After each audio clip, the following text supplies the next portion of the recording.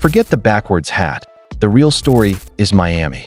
The Dolphins need a QB who thrives on timing and accuracy. That's Shedeur's bread and butter. Imagine him feeding Tyreek Hill and Jalen Waddle. That's scary hours.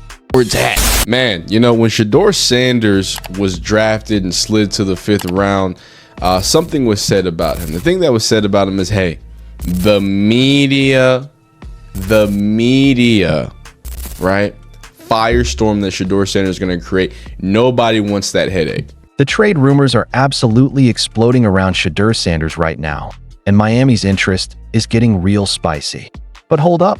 While the Browns just suffered one of the most embarrassing losses you'll ever see against the Bengals, what's Cleveland media talking about? Not the missed field goals, not the terrible interceptions, not the offensive line falling apart. They're going after Shedeur for wearing his hat backwards and sunglasses on the sideline. I'm talking about a full-blown media attack on a third-string quarterback who didn't even play a single snap. And now, with whispers getting louder about potential trades and teams like Miami circling like sharks, this whole situation is about to get absolutely wild. Sideline. Yeah, listen to this, Chris. Now, this pissed me off. This did. With the backwards hat and the sunglasses and the look of it, I would just remind Shedeur. Yo, what's good, everybody? Man, I literally woke up this morning and couldn't believe what I was seeing. The Cleveland Browns just got absolutely cooked by the Bengals in Week 1. And instead of talking about the real problems, these media guys are losing their minds over Shedeur's fashion choices. Like, are you serious right now? The Browns' rookie kicker, who they literally just signed, missed 2 field goals and an extra point. Their receivers were out here playing hot potato with the football, basically gift-wrapping interceptions for the Bengals defense. Joe Flacco threw for what? Negative yards in the second half. The offensive line looked like they were playing with blindfolds on. This was a complete organizational failure from top to bottom. But what does Cleveland media decide to focus on? Tony Rizzo and his crew are out here analyzing Shedeur's backwards hat like it's the Zapruder film. They're talking about his sunglasses, his look, questioning if he's locked into the game. Bro, he's the emergency quarterback. You know what that means?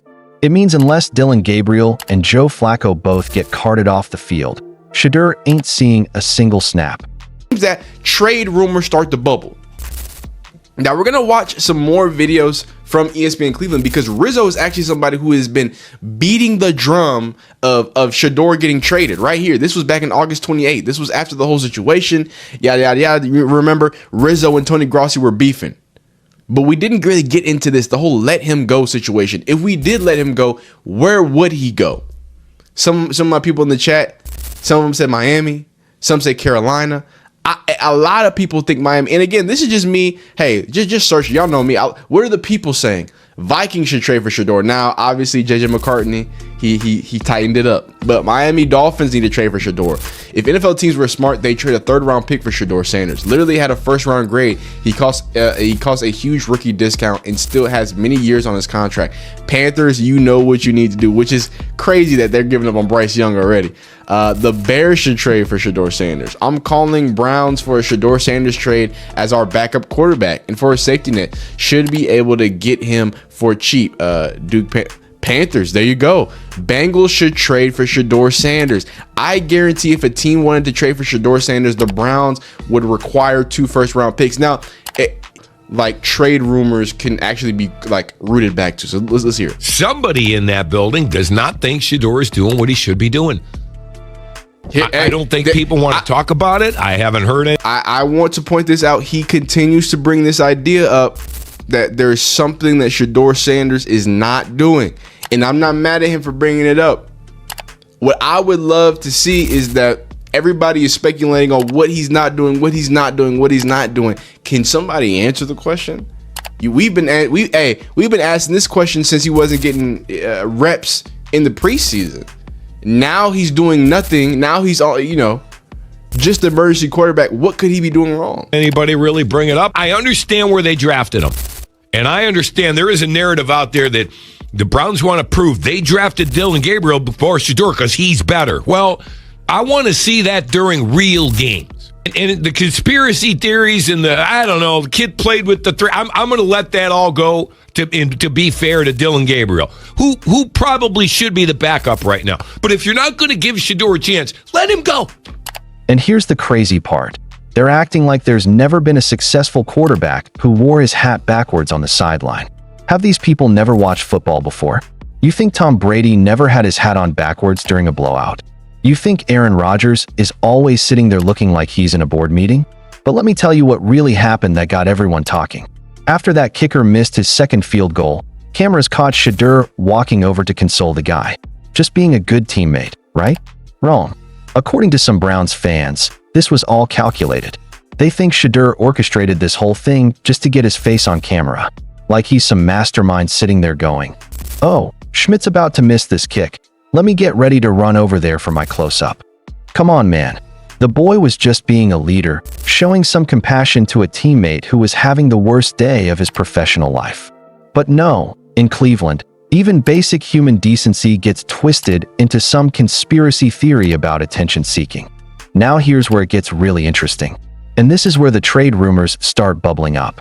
Tony Rizzo, who's actually been one of the few media guys in Cleveland who's been fair to Shedeur, he's starting to ask the hard questions.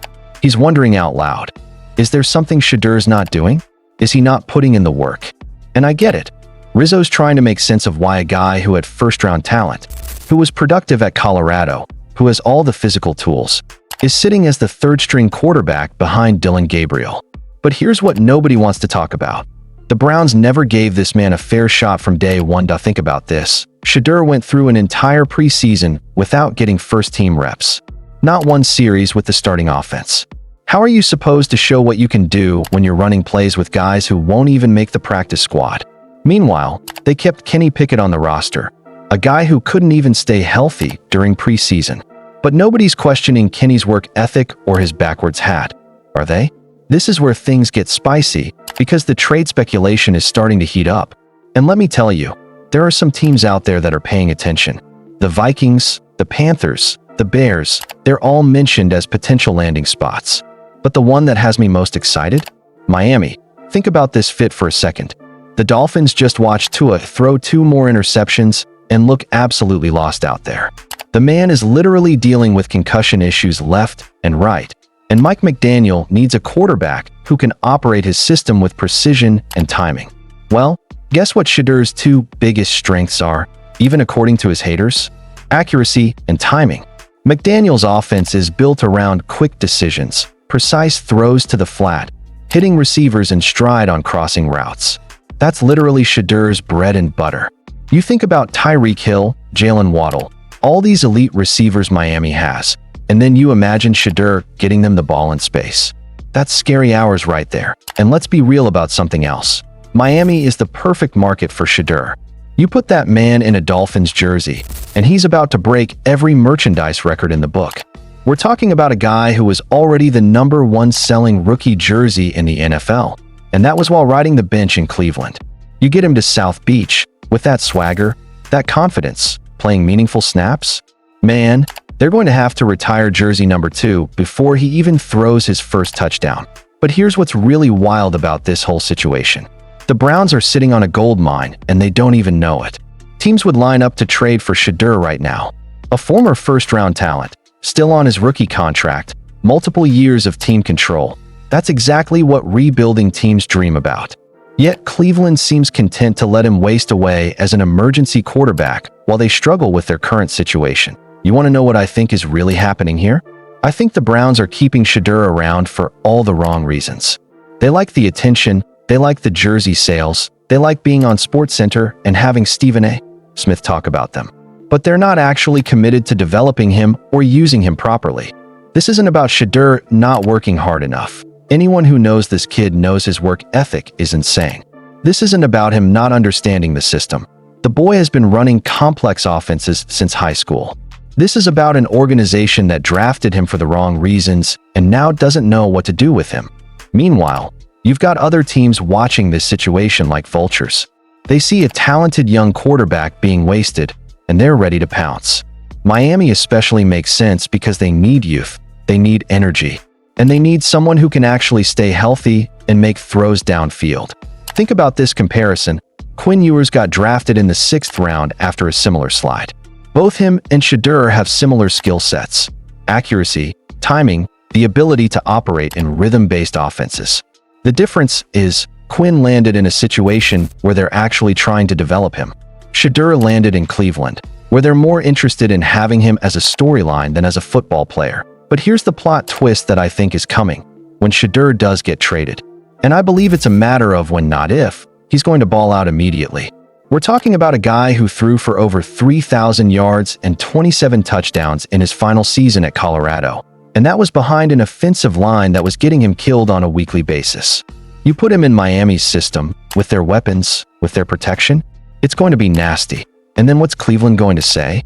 They're going to sit there and watch him succeed somewhere else while they continue to struggle with their quarterback situation. Because let's keep it real, Joe Flacco ain't the answer long-term.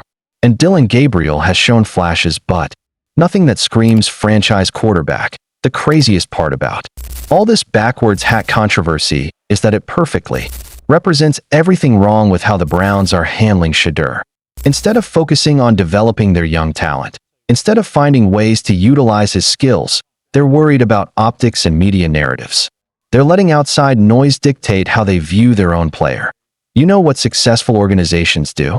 They protect their young quarterbacks, they create environments for them to succeed, and they don't let media criticism about fashion choices influence their football decisions.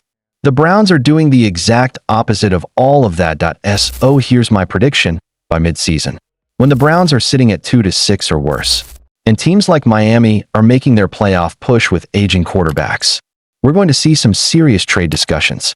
And when that happens, Cleveland is going to regret not maximizing Shedeur's value when they had the chance. The kid deserves better than this. He deserves an organization that believes in him, that will develop him, and that won't throw him under the bus for wearing his hat backwards while consoling a teammate. Miami could be that place. And honestly, I hope it happens sooner rather than later. Look, at the end of the day, this whole situation just shows you how backwards Cleveland's priorities are. They'd rather debate fashion choices than address real football problems. But mark my words, when Shedeur gets his opportunity somewhere else, all these critics are going to look real foolish. What do y'all think? Should Miami pull the trigger on a trade? Drop your thoughts in the comments below, smash that like button if you enjoyed this breakdown, and subscribe for more real football analysis. Peace.